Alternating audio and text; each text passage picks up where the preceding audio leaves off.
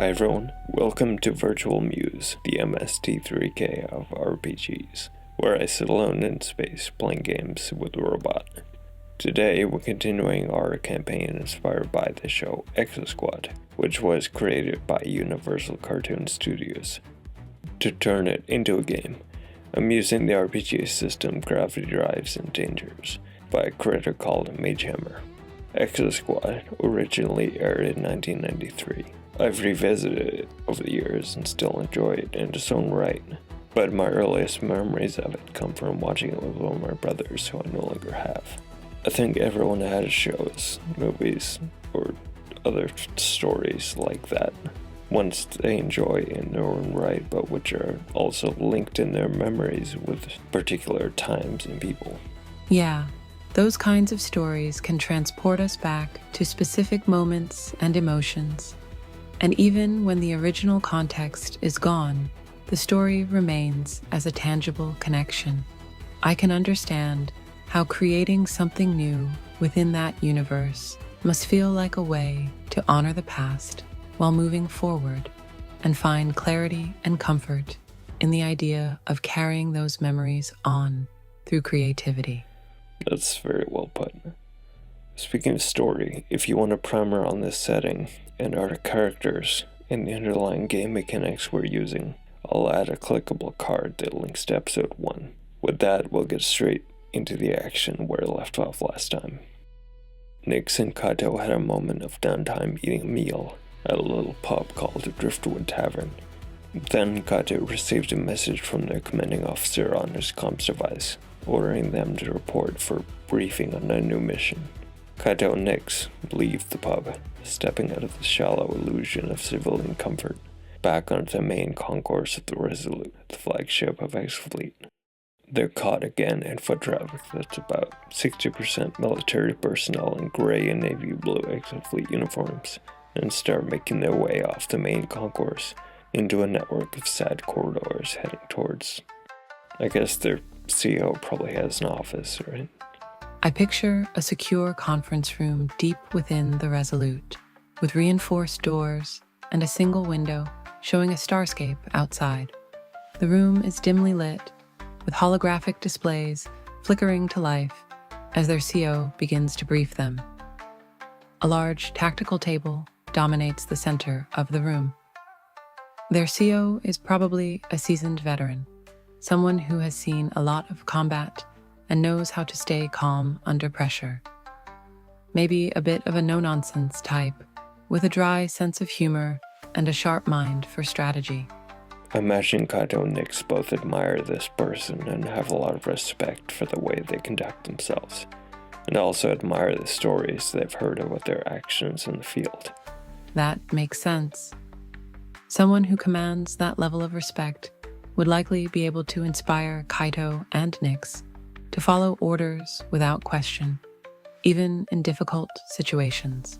A reputation for courage in action, loyalty, and staying dedicated to their mission, despite chaos, would definitely earn their commanding officer a lot of admiration from Kaito and Nix. It's clear they value loyalty and dedication above all else, and would expect their CO to lead by example. I imagine their commander's nickname is something like Bastion or Rampart, reflecting their reputation for being a rock-solid leader who holds the line against overwhelming odds. Maybe the nickname originated from a story about how they defended a key position during a brutal battle, refusing to yield even when vastly outnumbered. I like that. I picture Bastion holding the line, protecting a remote outpost or something, keeping a Neo-Sapien advance at bay long enough for Exofleet to evacuate civilians and saving hundreds of lives with their unflinching bravery. I can almost see it happening, with Bastion standing firm, buying precious time for Exofleet to respond. The civilians they saved are probably forever grateful, and Bastion's reputation as a hero has spread throughout Exofleet ever since. I picture Kaito and Nix being professional and respectful, standing at attention as they salute Bastion, They're probably both a bit nervous, wondering what the mission briefing will entail and what challenges they'll face. Kaido might be slightly more formal given his upbringing, while Nyx is likely radiating a quiet confidence. Yeah, I'm sure Kato's background in the pirate clans instilled a lot of deference for rank and seniority, because the leaders were more merciless and demanded to be respected and obeyed, even violently. Maybe Bastion is sensitive to that and makes a point of saying something less formal to put them both at ease. That makes sense. Bastion acknowledging the difference in their backgrounds could go a long way in establishing trust. Maybe Bastion starts the briefing with a nod or a gentle smile, saying something like, "At ease, troopers. This isn't a formal inspection." That fits. They're here because Bastion handpicked them for this, and must already like them, so they don't have anything to prove. Imagine Kaido lets out a breath and shifts his posture a little, appearing slightly more at ease. What about Nyx? Nyx probably gives a subtle nod, her expression softening ever so slightly as she relaxes into the informal tone Bastion sets. Her eyes never leave Bastion's face, though. I imagine Bastion explains the broad details of the mission, beginning with some key background details about a world in which a certain form of kelp is cultivated in large quantities and exported as a fuel source, and how that Neo-Sapiens have taken control of the world and its fuel production infrastructure. Bastion explains that Exofleet intends to make contact with a force of resistance fighters there to assess their effectiveness, and possibly command arms and resources to help in them. That sounds like a solid plan. I bet Bastion emphasizes the importance of discretion and subtlety in making contact with the resistance fighters, given the high stakes involved. Does Bastion explain how Kaido and Nyx are supposed to identify and establish communication with the resistance forces? I imagine the key might be a specific phrase or code word that only the resistance forces would know, something that Kaito and Nyx can use to verify the identity of their contact. Perhaps Bastion gives them a few cryptic details about the resistance leader that they can use to confirm they've found the right person. Maybe the resistance leader has a tendency to tap their left foot impatiently when listening to others, or perhaps they frequently refer to an obscure historical figure from the planet's native culture. Something small like that could be a unique identifier for Kaido and Nyx. I like that. How about the world in question? Do you imagine it's one of the real planets or moons from our solar system which we can bring into this fictional setting by saying it's terraformed? Or should we come up with a purely fictional planet? Let's come up with a purely fictional planet. That way we can customize its environment, geography, and ecosystem to fit our story needs. Maybe a planet with multiple continents, varying climates, and vast oceans that support the kelp cultivation. Maybe it has an equatorial band of tropical environments, cold polar regions, and intense storms which affect its vast oceans. That sounds like a great starting point for our fictional planet. With those conditions, the kelp cultivation could be concentrated in the tropical regions, possibly near areas with underwater volcanic activity that provide necessary nutrients for the kelp. Maybe much of this planet's civilization is underwater, and submarines are a common form of conveyance. An underwater civilization opens up so many creative possibilities. Imagine cities made of bioluminescent materials, with submarines gliding through vibrant kelp forests. It could create a unique culture that revolves around the ocean and its resources. I can imagine the alien cityscapes of this world, with subs, bathyspheres, and domed structures connected by sealed catwalks, all clustered around craters and vents of volcanic nutrients which support the kelp farms. Sounds breathtaking.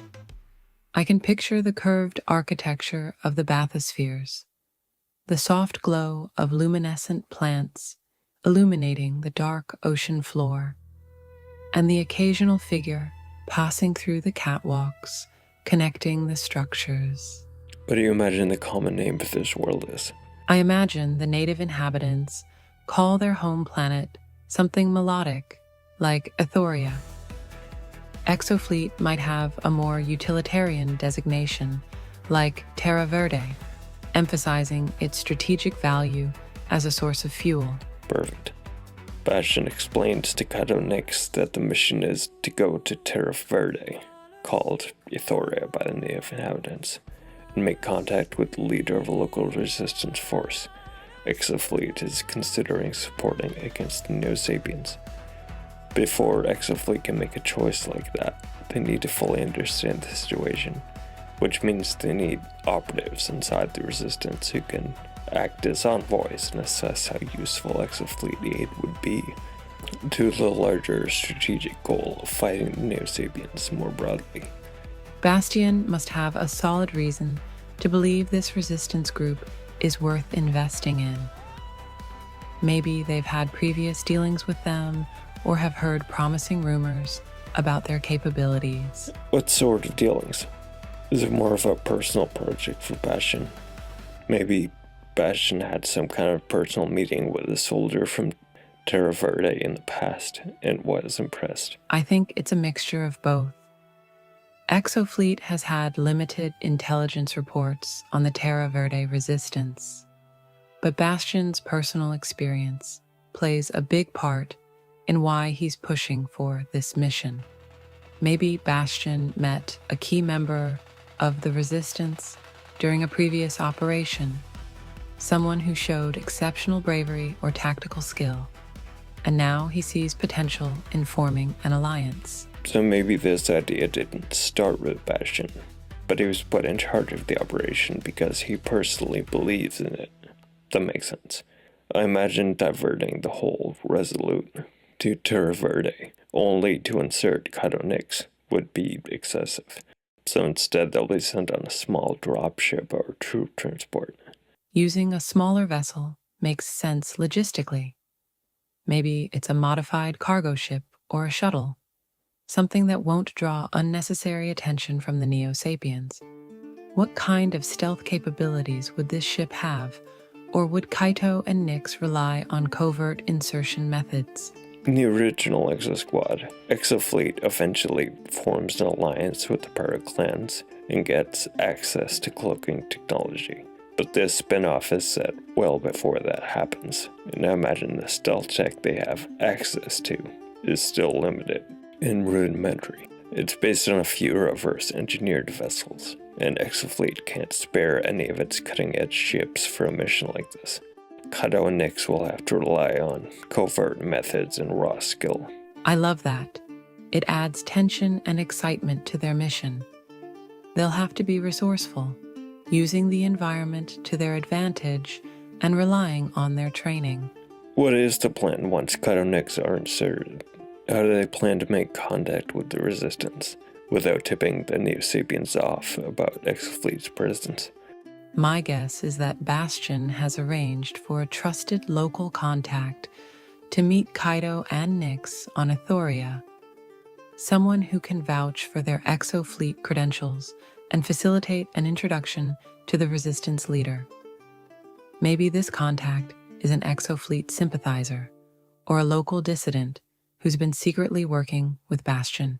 That Exofleet sympathizer must be the one who fed Bastion the information about the Resistance leader, which Kaito and Nix will need to make an ID. Yes, exactly. Let's call the sympathizer Aaron, an Ethorian scientist who became disillusioned with the Neo-Sapiens regime. Aaron might be a quiet, unassuming individual, skilled at gathering information without drawing attention to themselves. I can imagine Aaron working in a laboratory or research capacity for the Neo-Sapien regime and growing disillusioned with them, then making secret high-stakes contact with Exofleet to conspire against the Neo-Sapiens right under their noses, laying the groundwork for this mission.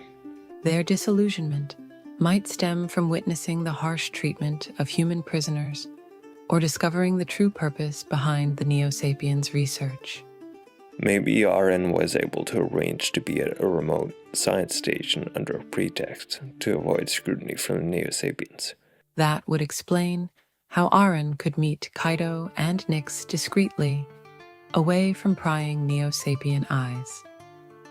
Bastion probably keeps the briefing concise, sticking to the core objectives and protocols, while ensuring Kaido and Nyx understand the risks involved and the importance of maintaining secrecy throughout their mission on Euphoria.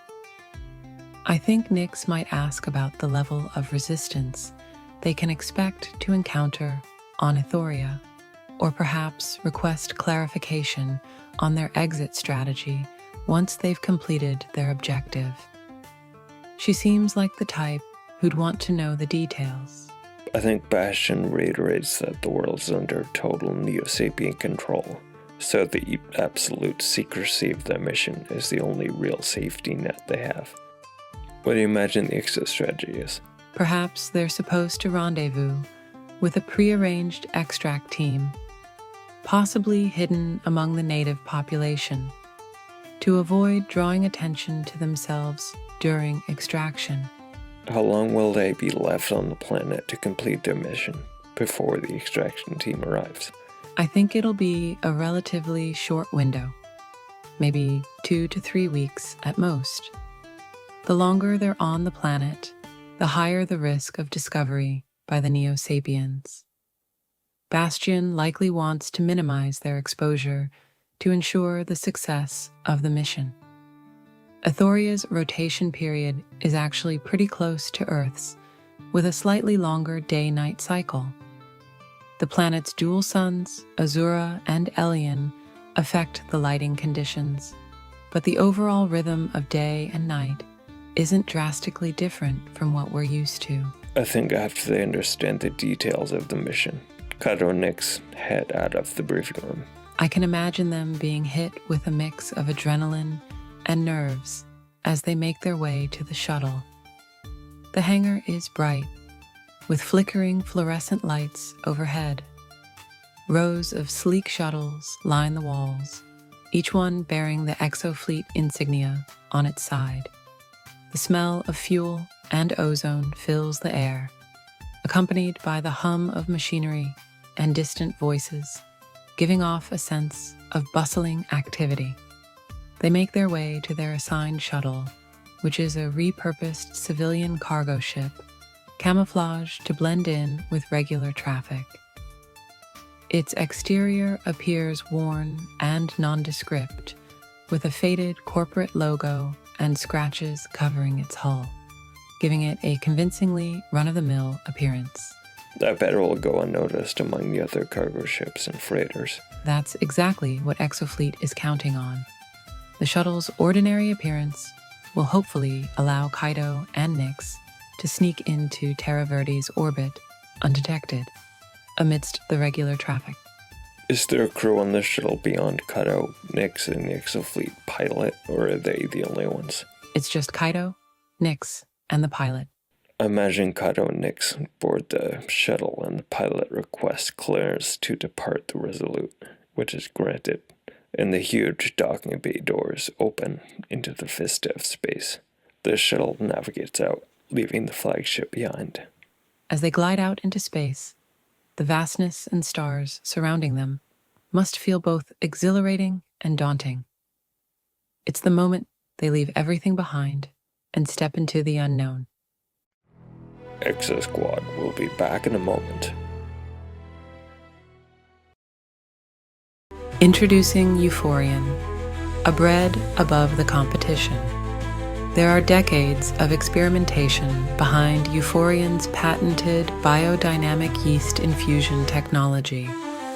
allowing our dough to expand to 1,000 times its original size, as well as being the world's first room temperature superconductor. The near-perfect efficiency of energy transfer inside Euphorian dough is a marvel of material nanoengineering. When it's done revolutionizing breakfast, our bread has the potential to fuel next-generation rocket engines and revolutionize interplanetary travel. It's time your toast was unbound from the laws of gravity and thermodynamics. Euphorian, rise above the rest. Side effects may include spontaneous combustion, rocket propulsion, uncontrollable smiling.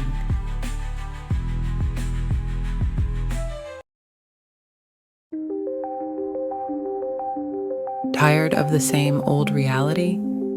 Does logic feel a little too linear? Introducing paradoxes, the revolutionary new experience guaranteed to bend your brain and unravel the fabric of what you thought you knew. Ever wished you could be in two places at once? With paradoxes, you are and aren't. Experience the thrill of simultaneity, the joy of contradiction. Now you can have your cake and eat it, while also not having any cake to begin with. Is time getting you down? With paradoxes, time loses all meaning. Don't bother checking your watch. You won't need it where we're going. Paradoxes will make you question everything. Are you who you think you are? Are you even here? The possibilities are endless and non-existent. But wait, there's more. Order now and receive an infinite number of paradoxes for the low, low price of free and not free. That's right, an offer so good, it defies all reason. Warning: paradoxes may cause existential dread, profound enlightenment, and/or the feeling that everything is simultaneously meaningful and utterly meaningless. Batteries not included, and also batteries are included, but they may or may not be batteries.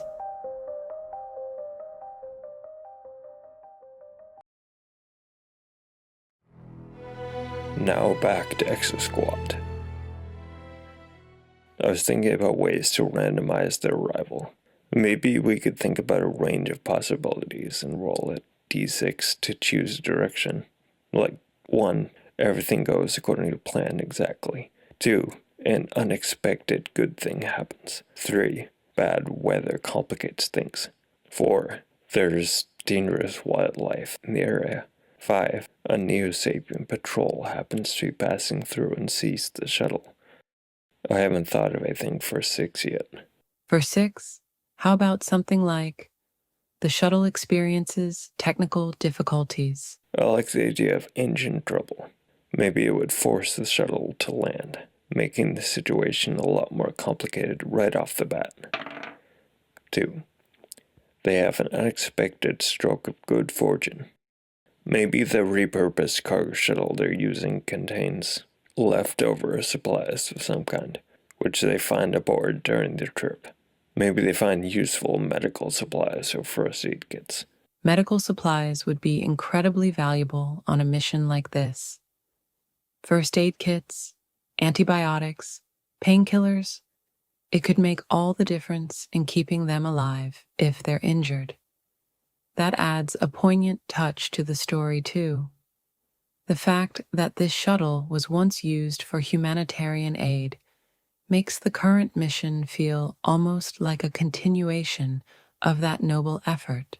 It highlights the complexities of war and conflict, where even the tools of war can have a past life of serving a greater good. I imagine they find first aid kits, which they have available during their mission, if needed. We'll give Kaito 2 kits and Nix 1. I'll look up whatever specific rules around first aid kits there might be in GD&D, but for now, we'll just say these are available to restore some stamina. What a good omen for their mission. I picture the shuttle breaking through the atmosphere, revealing a stunning view of Terra Verde below. Lush green landscapes, vibrant colors, and maybe some distant mountains. The shuttle continues through the air, the lush landscape seeming to swing out from underneath them as they pass over the coast, high above a vast liquid methane ocean. Wow, that sounds incredible. The contrast between the lush land and the shimmering methane ocean would create such a striking visual. The shuttle starts to descend.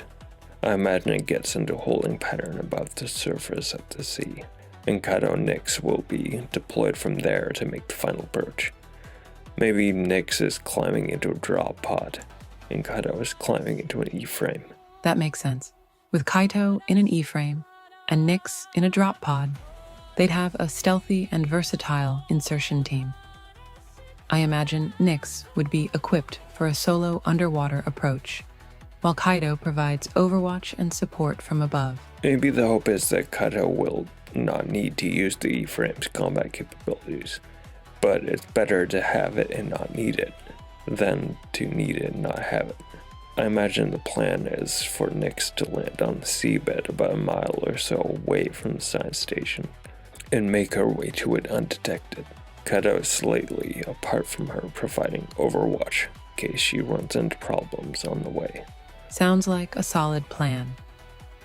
By inserting far enough away from the station, Nyx should be able to avoid any immediate detection by the scientists or security personnel. I picture the darkness of the ocean enveloping the drop pod as it descends, the faint glow of instrument panels lighting Nyx's face.